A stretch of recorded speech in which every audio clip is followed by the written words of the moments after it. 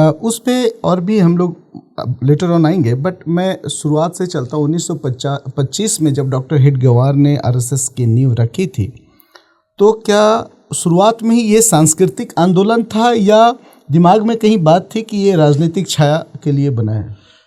देखिए, 1925 में संघ ने अपने स्थापना के समय ही बिल्कुल स्पष्ट कर दिया था कि हम एक सामाजिक संगठन है,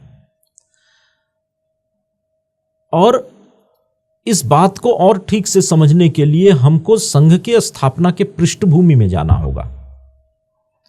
डॉक्टर हेडगेवार उन दिनों कलकत्ता रहते थे और कांग्रेस के देश भर के बड़े नेताओं में से एक थे। डॉक्टर हेडगेवार जैसे कई लोगों के मन में ये विचार आते थे कि ये हिंदू समाज जो इतना बलशाली, इतना पराक्रमी, इतना ऐश्वर्यशाली था, जिसकी धाक पूरे दुनिया में थी। दुनिया में आज से 1000 साल पहले कोई भी व्यक्ति अपना घर छोड़ता था तो एक ही देश उसका गंतव्य होता था, वो भारत।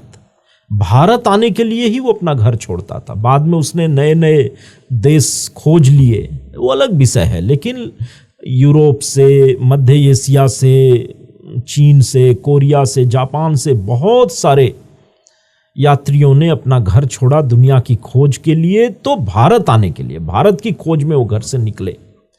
तो भारत पूरे दुनिया में सबके लिए एक आकर्षण का केंद्र था।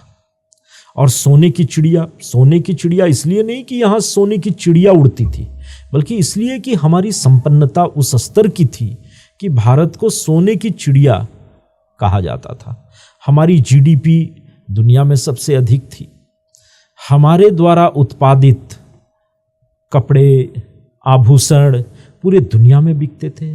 हमारे लोगों के द्वारा बनाए गए अस्त्र शस्त्र, जंग रोधी तकनीकी का प्रयोग, इसने पूरे भारत को एक एक्सपोर्ट करने वाला देश बना दिया। मैन्युफैक्चरिंग में हम दुनिया में नंबर 1 थे।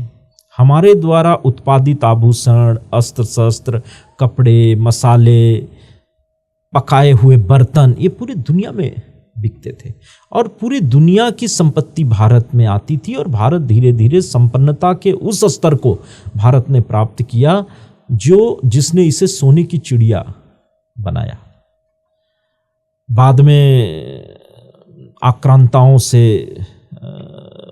भारत को जूझना पड़ा, और विशेष करके मुस्लिम आक्रांताओं से।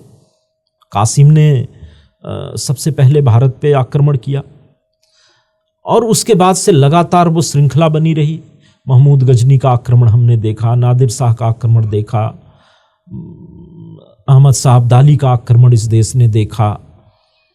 अंग्रेज आए, पुर्तगीज आए, फ्रेंच आए, जो भी आए, हर लोगों ने भारत में कॉलोनी बना ली, भारत को गुलाम बनाने का प्रयास किया। तो डॉक्टर हेडगेवार और उनके जैसे कई लोगों के मन में ये विचार उठते थे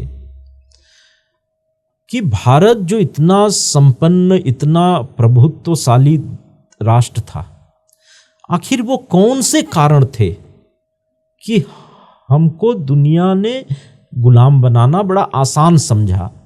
मुट्ठी भर लोग भी अपने देश से चल के आए और भारत पे सत्ता स्थापित कर दी। आप बाबर का उदाहरण लीजिए, बहुत कम सैनिकों के साथ बाबर ने आया और पानीपत की लड़ाई जीत करके वो दिल्ली का शासक बन गया। इसके पहले भी महमूद गजनी आया, बहुत सारे लोग आए। तो ऐसा कौन सा कारण था? तो उसके पीछे जो प्रमुख कारण लोगों को समझ में आया वो ये था कि हमारा समाज संगठित नहीं है। इस देश का मूल समाज जो हिंदू सभ्यता, संस्कृति को मानने वाला समाज था, जो इस देश का मूल समाज था, वो संगठित नहीं है। और उसके संगठित न होने के कारण भारत को ये गुलामी का कालखंड देखने को मिला।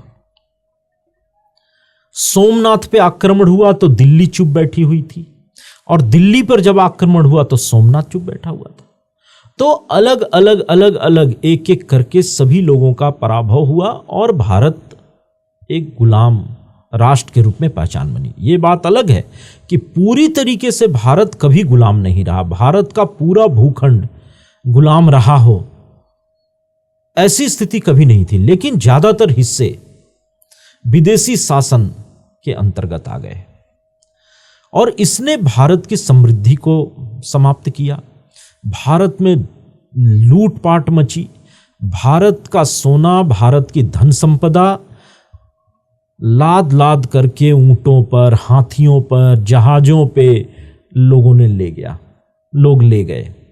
चाहे वो दिल्ली सल्तनत हो, मुगल हो, और या यूरोपीय सभ्यताएं जो यहाँ आई, ब्रिटिशर्स आए, पुर्तगीज आए, फ्रेंच आए, सभी लोगों ने भारत को लूटा और लंबे समय तक भारत में ये लूट चलती रही, जिसके कारण भारत सोने की चिड़िया से एक अत्यंत निर्धनता और गरीबी की स्थिति में पहुंच गया।